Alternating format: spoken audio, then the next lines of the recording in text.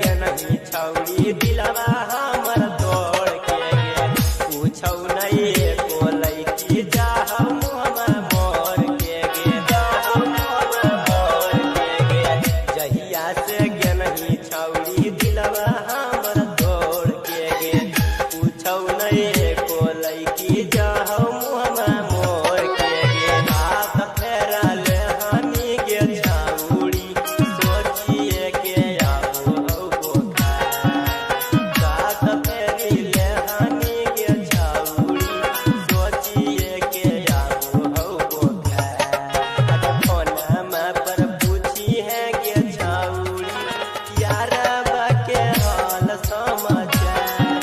के फोनमा पर पूछी है गे छौड़ी यारबा के हाल समाचार Music by Mohan Yadav.